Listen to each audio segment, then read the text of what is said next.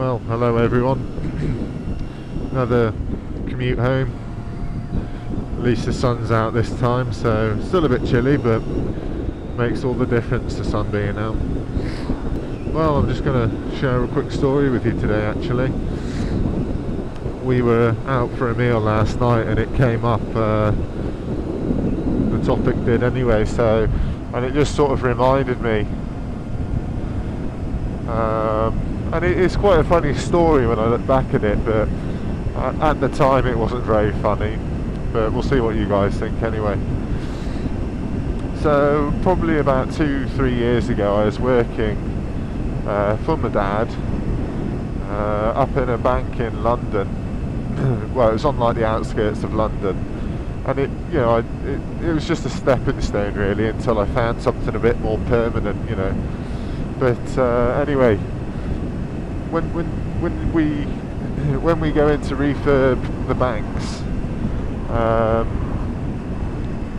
all the cash has to be, you know, removed from the premises. So basically, all the safes get empty,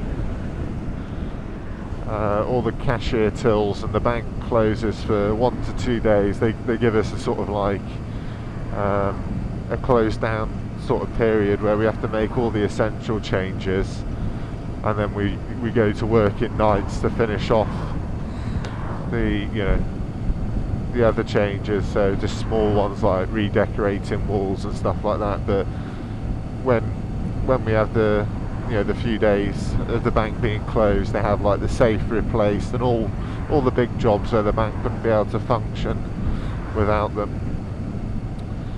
So anyway, Chubb, the security company, came in with Group 4 security, and they had removed all the money from the cashier tills and also from the safe, and all the keys were handed over to the site manager.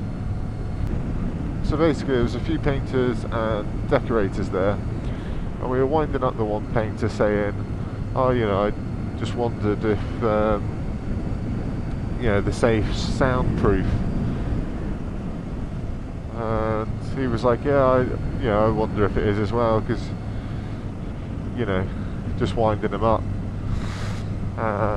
Anyway, one thing led to another. We managed to talk him into actually sit inside the safe to get him to shout and see if we could hear him. We just winding him up like.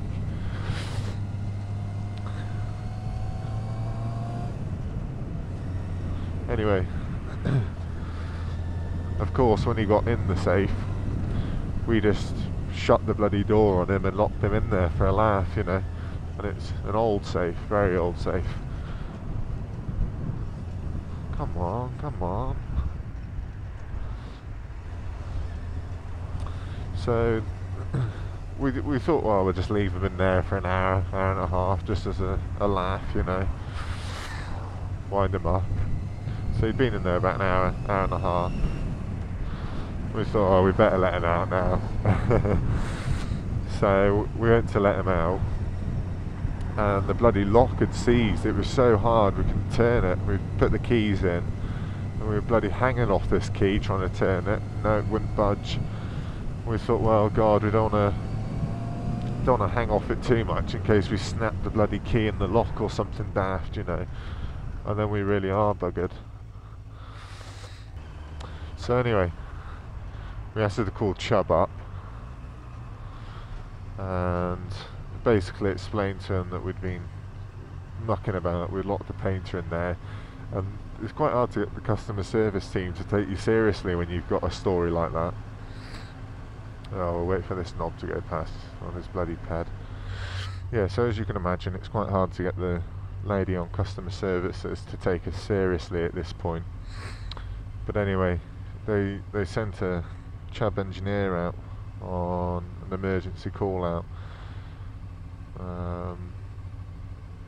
because obviously they were saying that some of the safes are airtight, so in which case God knows how much longer he would have had blinking air time in there, literally. So anyway, this locksmith arrived from Chubb, and it took him about two 2 hours, an hour and a half or something like that to unseize this lock and get this poor bloody painter out.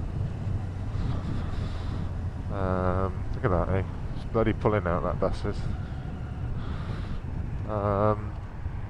And this painter's face was just white as a sheet.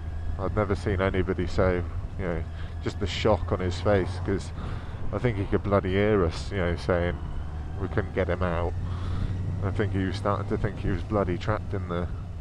So this poor painter had been stuck in this safe for about 4.5 hours, and it was just something that was meant to be a little harmless wind up, you know.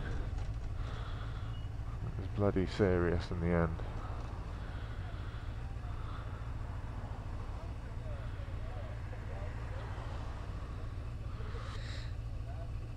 She's got to be a prostitute.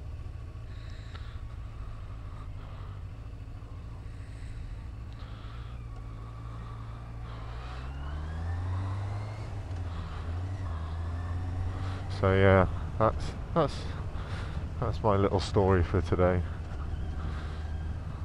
We had a good bloody laugh about it the other night, but as you can imagine, at the time we all thought we were going to be on bloody manslaughter charges, absolutely shitting ourselves, but it turned out good in the end, thank God. But it's a bloody good laugh now, but at the time we thought, fucking hell, you know.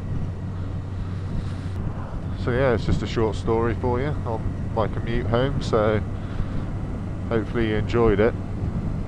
And until next time, I'll say cheers guys, take care, and don't forget to comment, rate and subscribe. Cheers.